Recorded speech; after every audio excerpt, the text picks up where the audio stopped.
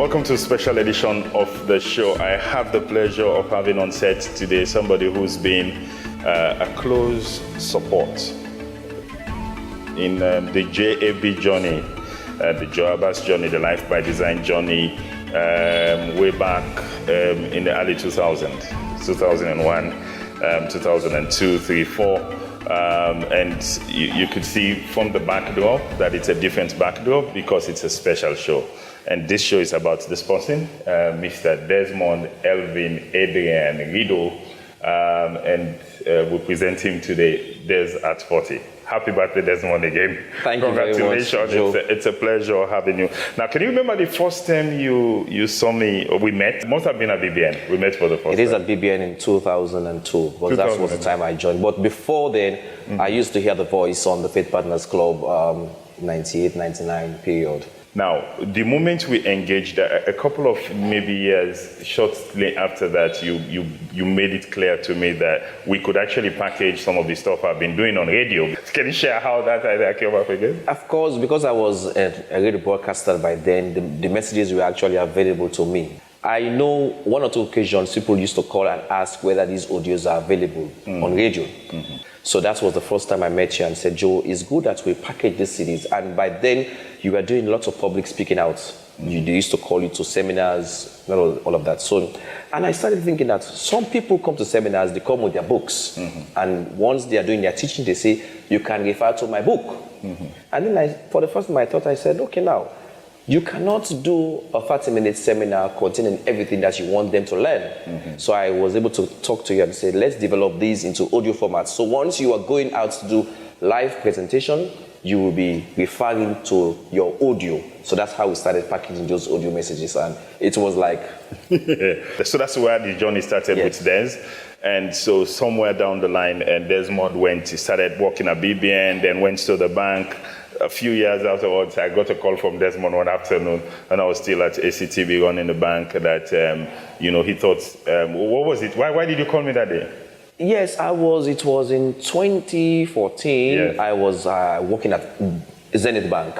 Yes, because I had got some like 4 or 5 years experience in banking in different departments, whether admin, marketing, operations, all of that. So, but it reached a point in time that I realized that I could start doing more, like being a big fish in a small pond than a small fish in a big pond. Okay, I realized that I could start doing a personal touch. So it has to do with something about destiny, because I am a person who has passion for communication, and so because I know that there was this Life by Design thing. But at a point in time, I got the strong instinct with me that by then I had graduated from university, so I should have been promoted to another level in the bank. It was 1 week towards the promotion that I called you and said, I think we can, let me just listen to what you sing. And when I met you at the STB bank, you now told me that, Desmond, yes, I have this thing. I said, okay, there is this sync between what you were saying. I said, so I think I can forgo my banking career and we could start work. And that's how you offered me the job a week. The promotion came in the bank. You saw the offer that I received from the bank. It was not commensurate to what you were offering me. And then you were like asking, Desmond, okay, now you've got your promotion in the bank. Are you still going to join LBD? I said yes. So that's how we started the journey in 2014. So we're pressing pause to Desmond again on behalf of the team. We had a very, very intense event on the 8th of September. We hosted you. You actually gave us the pleasure and the honor to host your 40th birthday with your family. This is something you would take elsewhere and the office go meet you there. But you said you're coming to the office, and it was a great honor to have your family there, to have everybody who meant something to you to share that day together was a great thing for us as a company. Yes, because all through the years I've been at LBD have been celebrating me. Every year they will get birthday cake for me and they will offer songs for me and they will sing. And so I said, now, my family started pressuring me. Desmond, you are 40, what are you going to do? Make something. So I said, okay, take a break. All these years, my family has been LBD. They have been celebrating me. So if I am doing anything at this, my 40th birthday, it has to be in line with LBD. So LBD is my family. So whatever we are going to do at this birthday period is going to be with LBD. That's why there was this gathering here on the day of the birthday. Yeah, so congratulations again. But there's a story behind every man. I say the secret of men are in their stories. Okay. And it's not been a smooth journey. And so you're a successful guy by any standard in Sierra Leone. It didn't start in a jolly ride. And sometimes people are not comfortable to talk about difficult issues that have to do with their parents, their dad, particularly if they turn out to be not an example, but a warning. And your dad was not an example. Oh, yeah. Your dad was a warning of what not to be, and it's tough and sad. So tell us a bit about your dad. It's going to be uncomfortable a little. Your dad, you said, was a civil engineer. By the way, my dad, I think he was in his early 20s, 2021, when he got my mother. My mother was like 17 years old when she had my pregnancy. Your dad was a civil engineer? Yes. Skillful. Super skillful. Yes. Tell us about that. He was a very skillful engineer.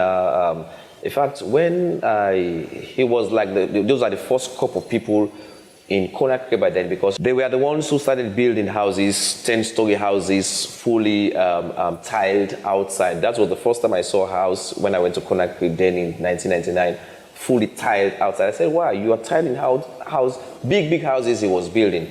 But like they could say, talent without self-discipline could not be fruitful to you. Right from his youthful age, they could tell me that, all of my uncles around me, they could tell me that your daddy was a star whenever they go somewhere. In fact, he was like the youngest among them, but he was the first who could take ventures. So I am like the oldest among all the cousins. So because women are all over the place, people like him, he was a singer, he is an artist, he composed music. In fact, Albert Academy Brass Band, he was the band leader there by then when he was attending school. And most of the time they could call me and say, this is the music that your dad composed, this is the song that your dad composed. But unfortunately for me, my grandma who raised me up could not allow me to join the brass band. But because she has the reason that I will be exposed to a lot of things that my father was exposed to, that he could not be a responsible man at the end of the day. And that was the danger he ran into. He was alcoholic?